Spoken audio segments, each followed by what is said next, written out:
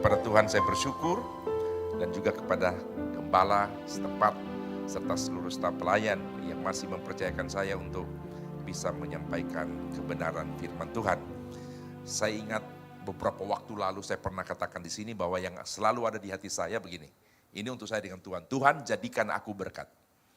Jadi setiap kali ada WA atau lewat apapun mereka telepon saya untuk mengundang saya melayani, saya selalu berkata bahwa itulah waktu yang Tuhan berikan kepada saya untuk jadi berkat. Malam hari ini saya percaya hidup saya menjadi berkat buat KAB ini ya. Namanya saja sudah keluarga Allah, blessing.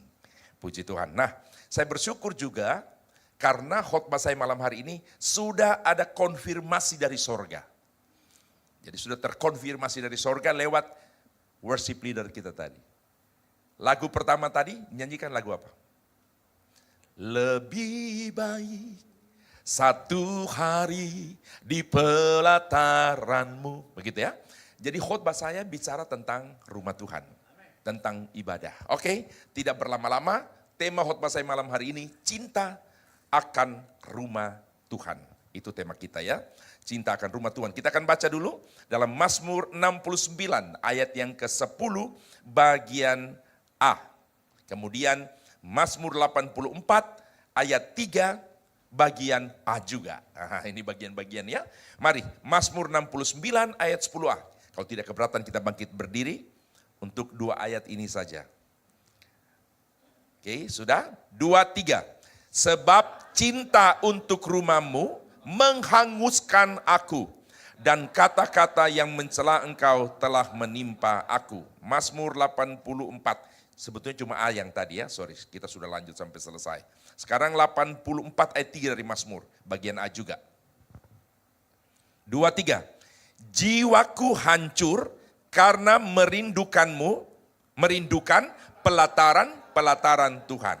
Kita baca ulang, 2, 3. Jiwaku hancur karena merindukan pelataran-pelataran Tuhan. Silakan duduk, Tuhan Yesus memberkati. Dari 2 ayat ini, saya bisa menyimpulkan ini merupakan suatu pernyataan dari Daud perihal cinta akan rumah Tuhan. Tentunya yang dimaksudkan cinta akan rumah Tuhan, kalau kita bicara tentang siapa dia, itu tidak lain berbicara tentang dirinya sendiri. Jadi Daud berbicara sebetulnya tentang dirinya yang mencintai rumah Tuhan. Dia katakan yang pertama, jiwaku hancur, cinta akan rumahmu menghanguskan aku. Itu yang pertama. Yang kedua, jiwaku hancur karena merindukan pelataranmu. Sebuah pernyataan yang sangat luar biasa. Dan saya berani bilang bahwa apa yang dinyatakan oleh Daud lewat pernyataannya ini sesuatu yang berada jauh di atas standar pada umumnya tentang orang-orang yang mencintai rumah Tuhan. Misalkan contoh, saya bilang saya cinta rumah Tuhan. Tapi seberapa besar cinta saya akan rumah Tuhan, itu tidak bisa diukur dengan kecintaan Bapak Gembala di tempat ini. Jadi katakan saja begini, kecintaan akan rumah Tuhan Bapak Gembala jauh melebihi kecintaan saya. Jadi itu maksud saya tadi bahwa pernyataan Daud tentang cinta akan rumah Tuhan ini jauh berada di atas standar rata-rata tentang orang-orang perihal mencintai rumah Tuhan. Puji Tuhan. Nah saudara, banyak orang cinta rumah Tuhan. Tetapi kadar dan nilainya tentunya berbeda. Secara khusus tentang pribadi yang sudah saya kemukakan kepada saudara, itulah Daud. Nah kalau bicara mengenai pribadi Daud, kemungkinan saya adalah salah satu hamba Tuhan yang paling banyak berkhotbah tentang Daud ini. Karena ada banyak hal menarik yang kita bisa tarik dari Daud ini. Seorang yang tidak diperhitungkan mulai dari keluarga, 7 saudaranya yang lain itu ada di rumah, mungkin pekerjaan yang berbeda, sementara dia ada di padang. Tapi bagaimana Tuhan merubah hidupnya? Saya percaya itu karena hatinya juga di hadapan Tuhan. Yang tadinya ada di padang, tiba-tiba berada di istana. Bilang amin dulu. Yang tadinya gembala 2-3 ekor kambing domba, tiba-tiba menjadi raja atas umat Israel. Jadi ada banyak sekali. Dan pernyataan-pernyataan Tuhan, penyertaan Tuhan dalam hidupnya, bagaimana bisa dialami. Sampai saking banyaknya pengalaman pribadi dia dengan Tuhan, dia berkata begini, dengan Allah kita lakukan perkara-perkara yang gagah perkasa. Katakan amin. Jadi ada masih banyak hal tentang Daud. Tapi kita kembali kepada hal cinta akan rumah Tuhan. Saudara yang saya kasihi dalam Tuhan, ada pernyataannya juga yang bagi saya, pernyataan ini sangat ekstrim. Tadi dia bilang, cinta akan rumahmu menghanguskan aku. Jiwaku hancur merindukan pelataran-pelataranmu. Coba kita lihat ada pernyataan yang ekstrim. Mazmur 27 ayat yang keempat. Saya juga rindu Bapak Ibu bisa bersama saya membacakan itu. Saya mohon maaf, mau ambil air. Ya, ini. Oke, kasih Pak.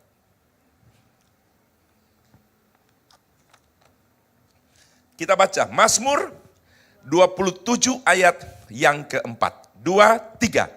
Satu hal telah kuminta kepada Tuhan, itulah yang kuingini. Terus, diam di rumah Tuhan seumur hidupku, menyaksikan kemurahan Tuhan dan menikmati baitnya.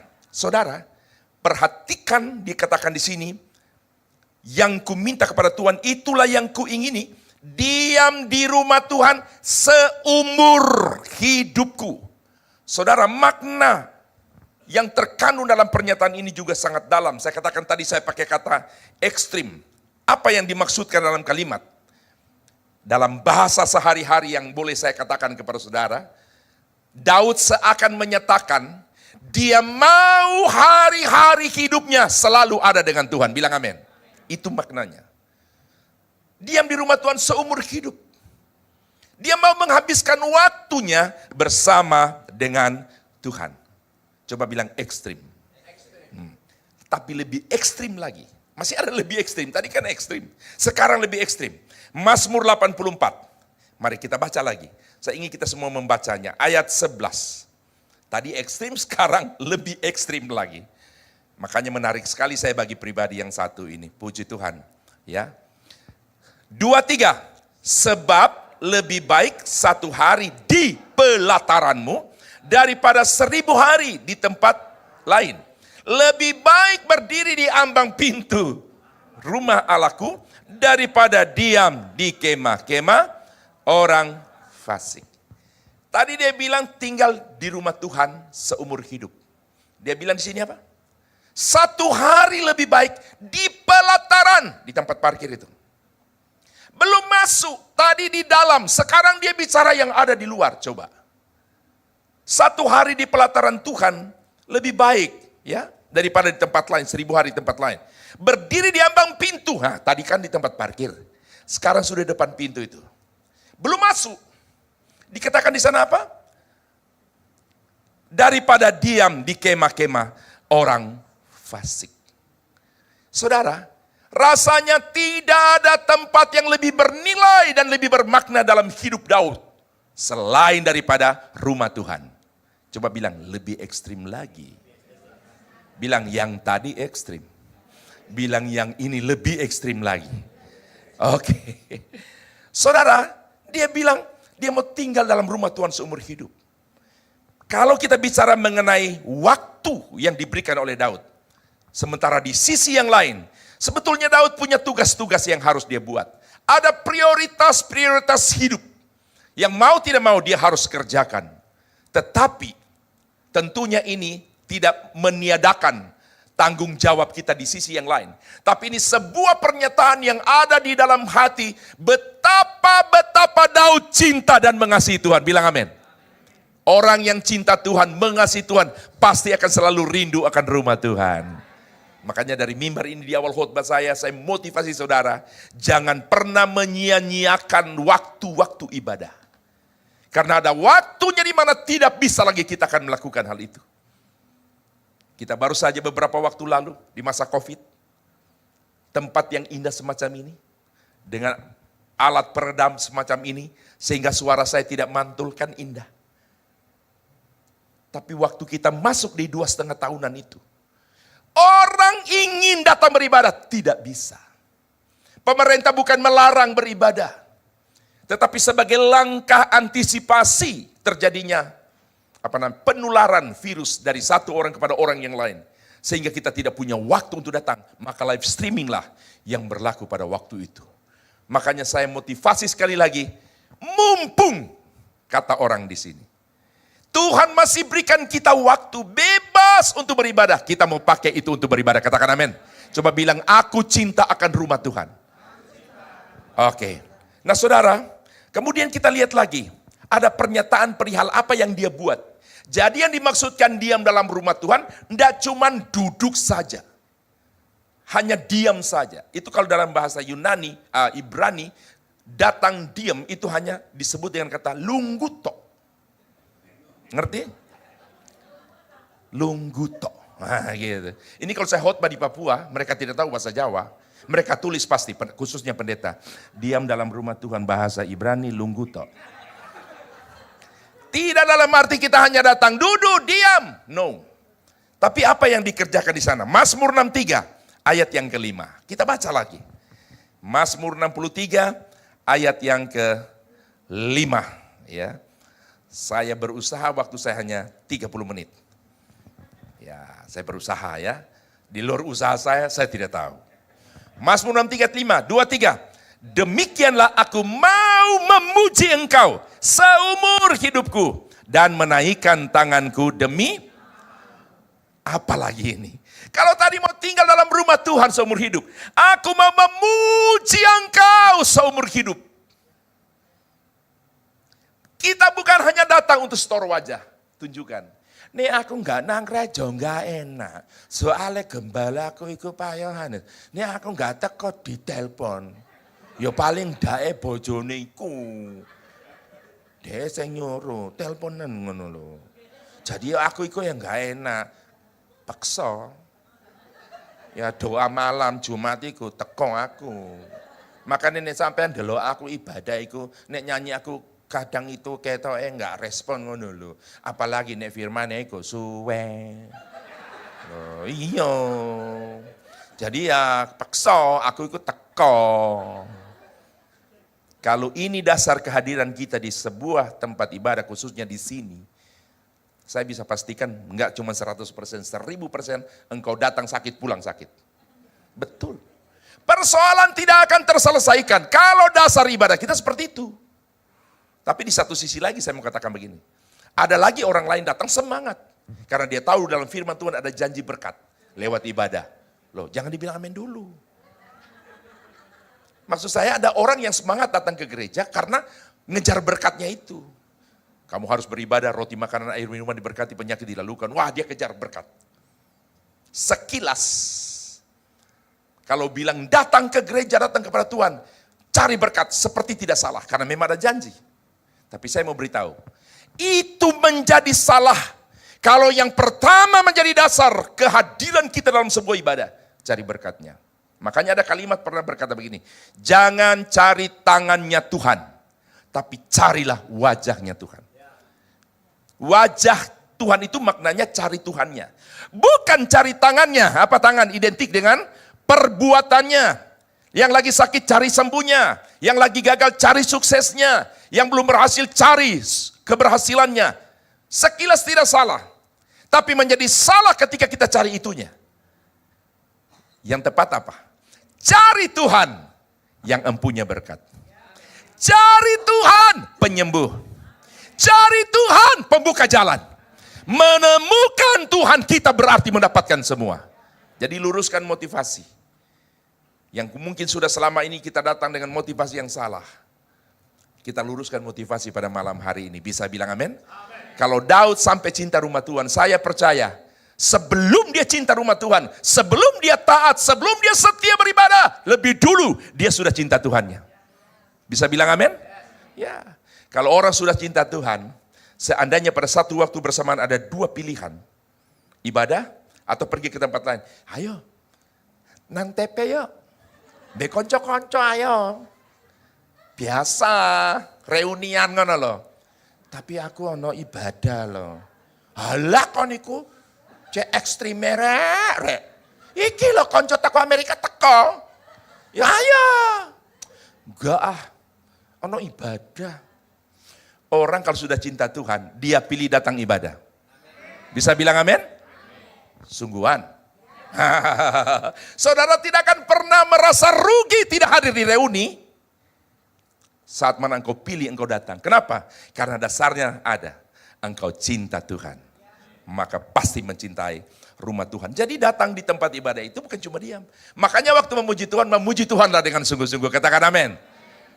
Gembala sudah datang, haleluya, mari menyembah semuanya, angkatlah tanganmu, haleluya.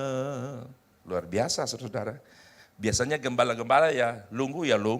Iki berdiri sambil ndelok jemaat sing teko sopo, sing sungguh-sungguh sopo, sing nyembah sungguh-sungguh ku sopo. Ojo pikir iki berdiri di sini ki satu hal yang biasa, enggak, iku pasti memperhatikan. Sopo sing nyembah iku buka-buka mata ngene, delok-delok wong, iku Bapak Gembala ngerti. Amin. Lah iya, ada 2 gembala yang modelnya begini. Yang satu Goshen, Pak Lukas, ya, sama. Apa karena podo GB ini? Lalu punya konsep yang sama. Ya, worship leader ada. Tapi Bapak Gembala tahu kapan harus berdiri. Kapan Bapak Gembala juga harus support jemaat untuk terus menyembah. Sedangkan berdiri saja asik tadi. Mari berdiri perlahan-lahan. Maka saya juga harusnya begini, langsung begini. Berdasarkan perintah. Haleluya. Nah, newes ngene saya khotbah 1 jam gak ada masalah. Maaf, saya pernah dikasih waktu khotbah. Ya. Saya lupa di mana. Oh, di Manado itu ada jemaat yang punya kapal. Lalu entah ada acara apa si pemilik kapal ini, itu setiap hari Senin. Saya khotbah. Dia sudah bilang di jalan. Jadi kami di mobilnya itu, dia bilang begini, Om Herman, dia panggil Om Herman. Nanti khotbahnya 1/2 jam saja ya. Saya bilang begini, iya, oke. Saya seturut dengan apa yang dia katakan. Jadi khotbah saya kemas demikian, jadi 30 menit. Yang saya heran, begitu saya berhenti, waktu pulang dia bilang apa sama saya? Om, saya bilang, kenapa bro? Harusnya tadi boleh tambah waktunya. Kenapa? Masih asik tadi. Ya mungkin karena itu ya, ada ngono-ngono gitu loh. Ya sudahlah, masing-masing hamba Tuhan kan ada, kata masing-masing ada tiap-tiapnya. Bisa ngerti itu? Masing-masing ada tiap-tiap. Tiap-tiap ada masing-masingnya atau bagaimana gitu. Ya, saya tidak bisa khotbah tanpa ada ekspresinya. Seperti beginilah. Jadi makanya saya selalu bilang, terimalah aku. Kalau mau hamba Tuhan yang serius ya silakan. Tapi saya bisa pastikan Bapak Gembala tidak serius-serius banget. Bicara saja ketawa. Saudara mau diberkati? Nah ini ekspresinya Bapak Gembala ini. Nggak ada itu bukan saudara. Nanti minggu depan yang layani kita, Pendeta Herman Pangalo yang ganteng. Haleluya gitu. Ono gantengnya enggak pengumuman? Oh no. Haleluya. Nah saudara jadi memuji-muji Tuhan. Pastikan waktu kita memuji Tuhan juga, hati, pikiran kita fokus hanya pada Tuhan. Waktu tadi sementara saya baca-baca pujian karena ada lagu baru menjelang firman tadi. Sambil saya baca, saya berusaha, hati, pikiran saya fokus hanya pada pujian kepada Tuhan. Bisa bilang amin? Ya, pujian demikian itulah yang menyentuh hati Tuhan. Ketika hati Tuhan tersentuh dan disenangkan, maka berkat Tuhan tercurah kepada saudara. Dan ingat, sekian banyak yang hadir di dalam doa malam, berkatnya pasti tidak sama. Saya pastikan tidak sama. Walaupun worship leader sama, pengkhotbah sama, semua menerima apa yang disampaikan, tapi berkatnya pasti berbeda. Yang punya rasa haus yang dalam bagaikan rusa, Alkitab berkata, merindukan air. Saya percaya mereka itulah yang pasti akan pulang dengan membawa berkat yang berlimpah. Makanya sekali lagi, ibadah jangan dibuat sesuatu yang sifatnya rutinitas. Hanya karena hari Jumat doa malam saya datang. No. Percuma, maaf, lebih baik kita ada di rumah melakukan suatu pekerjaan. Daripada kita datang dengan dasar yang salah. Toh kita tidak dapat apa-apa juga. Tapi ini bukan berarti saya kasih pilihan kepada saudara. Justru saya motivasi, luruskan motivasi. Supaya engkau datang dan pulang diberkati oleh Tuhan. Datang ibadah cari siapa? Tuhan. Bukan cari berkatnya ya. Karena otomatis mendapatkan Tuhan pasti mendapatkan berkat. Di dalam segala waktu dan keadaan, Daud mau selalu memuji, memuliakan engkau. Bukan hanya pada waktu ibadah ada worship leadernya. Gak peduli, engkau lagi masak di dapur. Ambil kesempatan. Sambil potong-potong sayur. Betapa baiknya engkau Tuhan, kasih-Mu tiada berkesudahan. Betapa, waduh kon, bawa dasar. Karena lagi kupas bawang.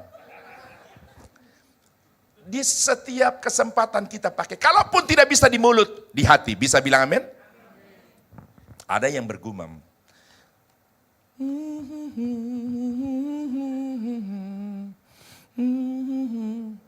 Kalau tadi, Hosana ku memuji, ada. Tapi ada yang di hati gini. Tidak apa-apa, walaupun tidak ada bunyi, Tuhan pasti tahu, amin. Ya, Tuhan kita Tuhan yang hebat. Haleluya. Nah saudara, jadi makna daripada ungkapan tadi, aku memuji Tuhan seumur hidup, di setiap waktu dan di segala keadaan, Daud mau memuji Tuhan. Apa akibat daripada orang yang selalu memuji Tuhan? Coba kita lihat. Sesuatu dia dapatkan dari Tuhan. Mazmur 116 ayat yang kedua. Ya, Mazmur 116 ayat yang kedua. Kita baca lagi. Mungkin ini khotbah saya pertama di setiap ayat saya mengajak jemaat baca. Mazmur 116 ayat yang kedua. 2, 3. Sebab ia menyendangkan telinganya kepadaku, maka seumur hidupku aku akan bilang amin. Orang yang mencintai Tuhan, setia beribadah dengan motivasi yang benar, dia mau selalu memuji Tuhan di segala waktu, bilang amin. Kenapa? Dan dia akan alami apa? Karena dia selalu memuji Tuhan, cinta Tuhan. Saat dia berdoa dan dia berseru, apa yang terjadi? Tuhan menyendangkan telinganya atas kita, bilang amin. Ibaratnya kita lagi berdoa begini. Bapak, Tuhan bilang, ada apa anakku? Aku datang padamu. Dari tadi aku telah melihatnya. Aku punya beban berat, anakku. Akulah jawabannya. Tuhan sendangkan telinga. Ojo sampai kita bicara Tuhan gini.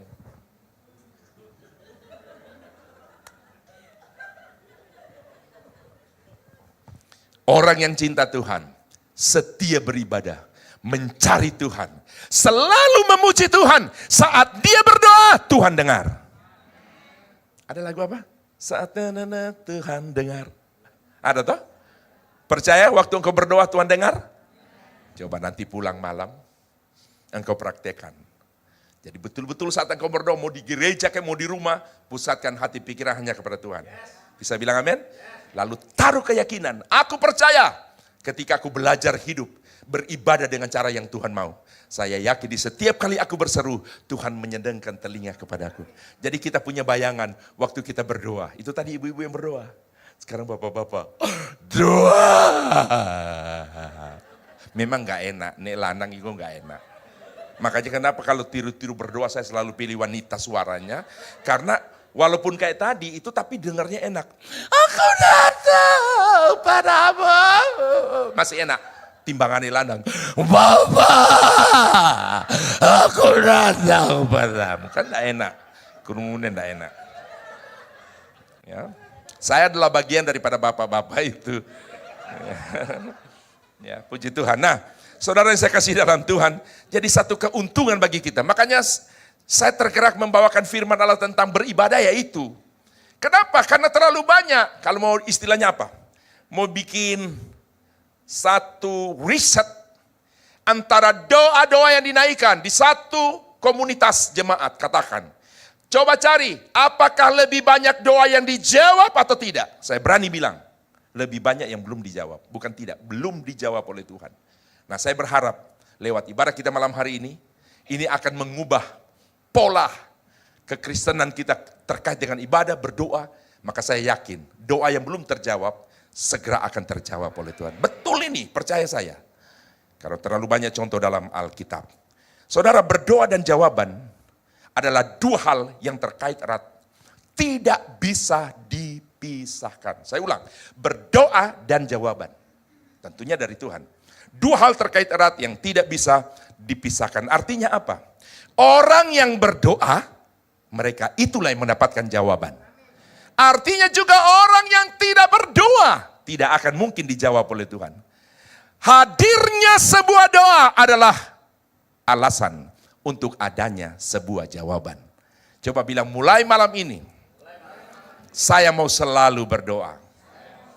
Oke, Matius 7:7 bilang begini, orang yang minta pasti yang cari pasti, orang yang mengetuk pintu pasti dibukakan. Ya. Saudara, orang yang mengalami jawaban doa dari Tuhan, pasti akan selalu berdoa. Saudara akan menjadi orang yang stres, yang akan berhenti aktivitas doamu, ketika mana setiap kali kau berdoa gak ada jawaban. Tanda-tanda tidak ada. Dan kalau itu terjadi, itu berarti lihat ke belakang. Berarti ada sesuatu yang salah dalam diri kita. Tapi ketika mana engkau hidup benar, dan ketika engkau berdoa, mau soal waktu Tuhan yang tahu. Tapi intinya Tuhan menjawabnya dengan caranya Tuhan, ya sesuai dengan rancangan Tuhan. Jawaban Tuhan yang datang hari ini, itu menjadi satu pendorong untuk engkau berdoa lagi pada esok hari. Jawaban Tuhan atas persoalan saudara hari ini sebagai pendorong yang mampu saudara untuk apa? Berdoa di waktu yang akan datang lagi. Dan tidak hanya untuk dirimu sendiri, tapi yang kau juga menjadi pendoa bagi orang-orang yang lain. Karena kita diajar jangan jadi jemaat yang hanya memikirkan kepentingan diri sendiri. Tapi Tuhan mau supaya kita memperhatikan kepentingan orang lain juga. Dari apa yang sudah saya sampaikan, kita dapat melihat dan membaca ternyata Daud, sosok yang sudah saya angkat dari awal, sebagai sosok yang begitu mencintai dan mengasihi Tuhan. Dengan kondisi serta kualitas rohani yang demikian, tidaklah heran kalau pada akhirnya kita tahu, Daud adalah satu pribadi yang begitu diberkati Tuhan. Kalkulator yang ada di tangan kita mungkin digitnya nggak cukup. Kalau kita hitung harta kekayaan Daud itu, ya, karena dia menjadi orang yang begitu kaya. Dari yang hanya punya 2-3 ekor ikan itu ekor ikan, kambing domba, itu pun bukan milik pribadi, keluarga. Tiba-tiba dia diberkati Tuhan dengan luar biasa. Bisa bilang amin? Mau diberkati Tuhan? Tadi hati saya tersentuh lihat gambar gereja. Yalah, tahu yang ada di hati saya apa? Tuhan, ojo sampai aku diundang cuman berada di Tegal Sari Tuhan. Moga-moga nek gereja iku wis mari dibangun, aku tetap khotbah di situ. Makanya wis tak ngomong sekarang. Berani nggak ngundang aku teko dewe. Ini pendeta yang khotbah dengan iman dan penuh ancaman. Berani nggak undang aku nek iku wis mari. Aku teko dewe, Pak. Langsung dasian. Sebelum Pak Gembala jumpa aku, wes ketemu mbak majelis. Bingung kabeh. Karena pengkhotbah sudah depan. Loh, ono apa Pak Herman? Paling ini langsung. Loh, sengkot Pak. Dino iki sapa? Loh, iku Papa sing mau iku. Loh, kok Pak Herman sapa sing ngundang? Ya mbok. Langsung satu majelis datang mendatangi Bapak Gembala yang asik ngobrol di depan. Pak, apa? Ono Pak Herman loh. Loh, masa? Siapa sing ngundang? Ya mbok. Jadi sengaja saya ngomong sekarang supaya nanti kalau gereja itu selesai, saya khotbah di situ juga. Kenapa saya ngomong seperti ini? Karena saya yakin 1000% Pak Gembala pasti undang saya. Gak mungkin tidak lah. Paling tidak saya jadi penghibur selain Roh Kudus. Haleluya. Nah saudara, jadi dalam kondisi rohani seperti halnya Daud, begitu mencintai Tuhan dan sebagainya itu. Tidak heran kalau pada akhirnya dia menjadi orang yang diberkati oleh Tuhan. Hanya orang yang cinta Tuhan yang hidupnya pasti diberkati. Yang terjadi banyak di kalangan gereja adalah kita mau diberkati Tuhan seperti Daud. Tapi hal yang Tuhan mau tidak bisa kita lakukan. Nggak usah bilang-bilang kualitas ibadah. Datang ibadah saja udah malas. Apalagi dengan standar ibadah yang Tuhan mau. Paling tidak bersukacita. Ibadah itu bersorak-sorak, bersukacita. Kalau saya nyanyi betapa baiknya Tuhan, tapi ekspresi wajahnya loh. Betapa baiknya Engkau Tuhan, kasih-Mu tiada berkesudahan. Mari angkat tangan. Hosana aku memuji Tuhan. Harusnya itu nih, betapa baiknya ya ono senyum ngono. Betapa baiknya Engkau Tuhan. Amin. Kasih-Mu tiada bakas sudah, hosana ku memuji Tuhan. Menyapa jemaat kalau worship leader, kalau shalom senyumlah. Shalom. Atau shalom, senyum. Oh coba begini, shalom. Loh, di Pandai Kiling ada gereja besar di dalam. Saya pernah khotbah KKR ini. Saudara begitu saya sampai apa Allah kudasyat itu ya. Allah kudasyat berkuasa seluruh bumi sujud menyembah tinggikan nama-Mu. Dia nge-rap gitu. Biasanya orang nge-rap itu memang di ref.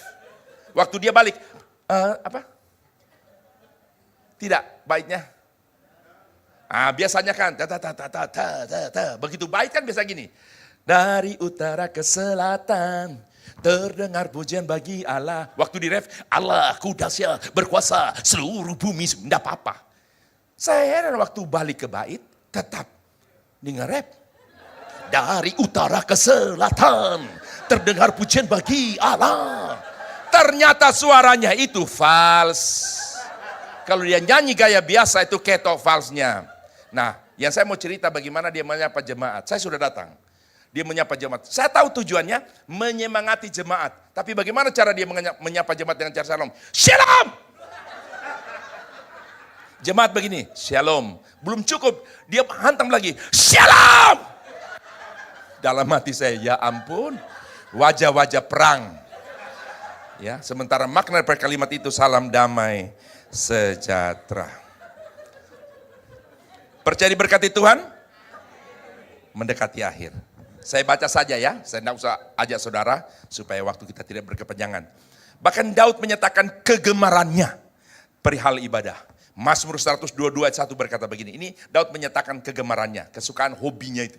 Nyanyian Syara Daud, aku bersuka cita ketika dikatakan orang kepadaku, mari kita pergi ke rumah Tuhan. Bilang amin. Dengar ibadah, dengar rumah Tuhan bukan sesuatu yang membuat alergi. Ada orang dengar ibadah gereja alergi. Kok enggak ada kegiatan liane, gereja ae. Mau aku mau.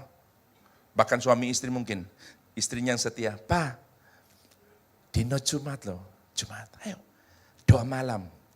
Cepet ayo. Loh Pak, ibadah kok dijawab ngono loh. Lah iya, kok tiba-tiba sudah Jumat loh. Kalau orang yang cinta Tuhan, masih hari Senin, dia sudah rindu Jumat. Padahal baru habis minggu. Pak, saya ini dino apa? Loh Senin. Loh kemarin loh minggu ibadah, nang KAB. Masuk lali. Berarti suwe ya dino Jumat. Oh apa? Doa malam. Merindukan ibadah, bisa bilang amin. Tapi Pak, jujur ya, ini tak delok wajah-wajah ini wajah-wajah yang selalu merindukan ibadah Pak. Jadi bersyukur buat jemaat KB. Saya berharap keluarga Allah blessing bukan hanya slogan. Tapi itu akan terjadi. Keluarga-keluarga yang ada di tempat ini jemaat semuanya diberkati oleh Tuhan. Menyukai ibadah ya. Orang suka. Kenapa dia suka? Ternyata di dalam Mazmur 26 ayat 8 berkata, kenapa dia suka? Ketika orang dengar, ajak dia ke rumah Tuhan. Tuhan, aku cinta pada rumah kediaman-Mu dan pada tempat kemuliaan-Mu bersemayam. Jadi alasannya dia suka, bersuka cita ketika orang ajak ibadah, ternyata karena dia mencintai rumah Tuhan. Bilang amin. Alasan lain apa? Mazmur 84 ayat yang kedua. Betapa disenangi tempat kediaman-Mu, ya Tuhan semesta alam. Artinya apa? Daud senang di rumah Tuhan. Yang senang malam hari ini katakan amin yang keras. Yang senang ada di rumah Tuhan malam ini katakan amin yang keras. Coba bilang aku senang di rumah Tuhan. Boleh tepuk tangan? Pastikan orang yang setia beribadah diberkati. Tadi saya sudah singgung ayatnya, Keluaran 23-25, kamu harus beribadah, maka roti makanan diberkati, air minuman diberkati, penyakit dilalukan. Ini hanya berlaku bagi orang yang menjadikan ibadah prioritas. Bukan dari sisi kehadiran, tapi motivasi benar kita di mata Tuhan. Katakan amin. Cukupkah? Itu materi, jasmani.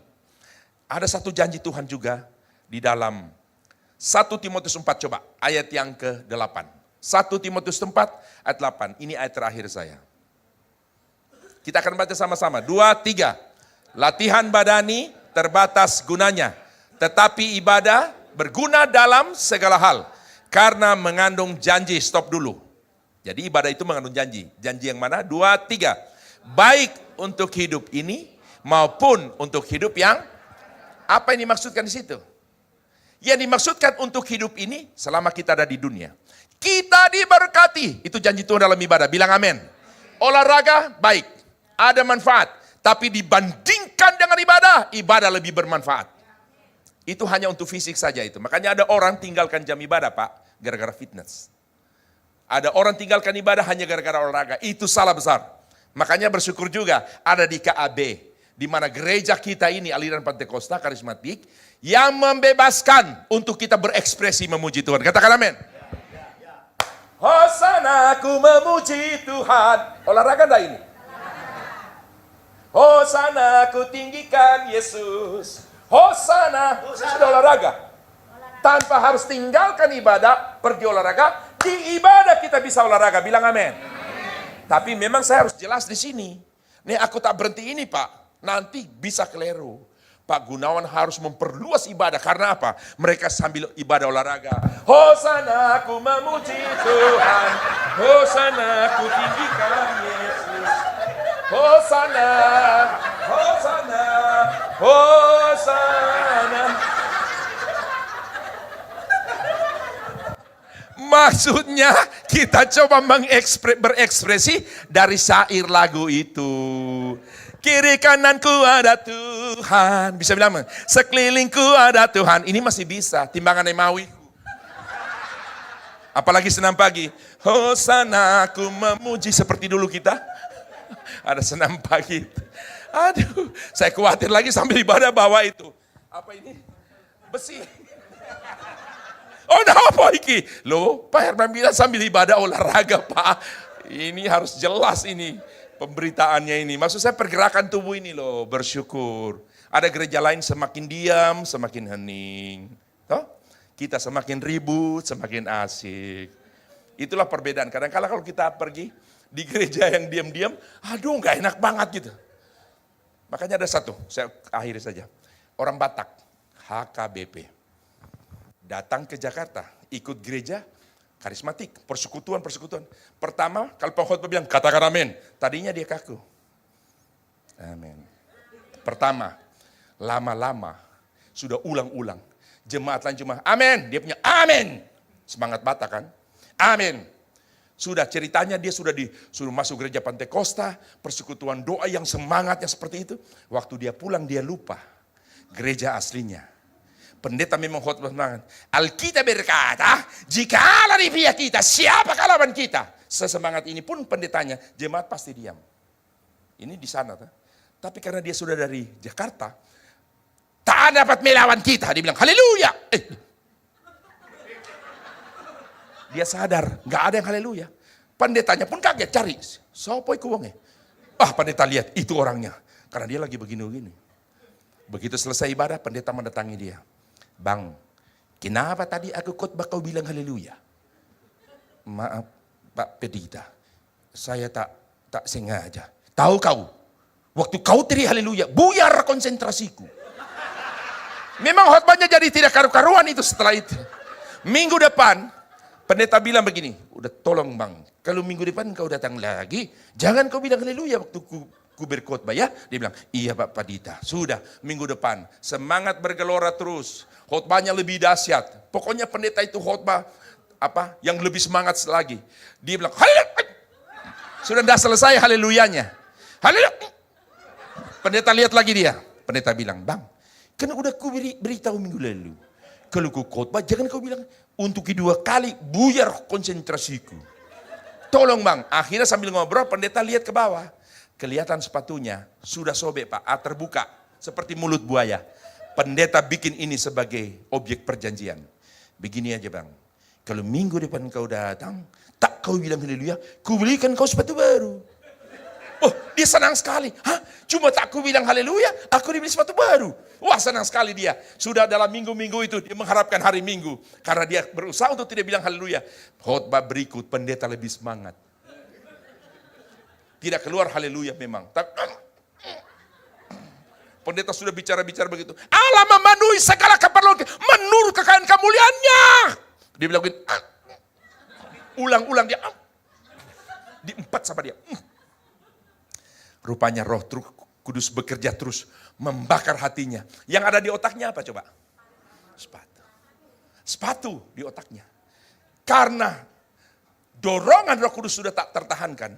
Waktu pendeta khotbah semakin semangat, sudah tahu apa yang dia buat.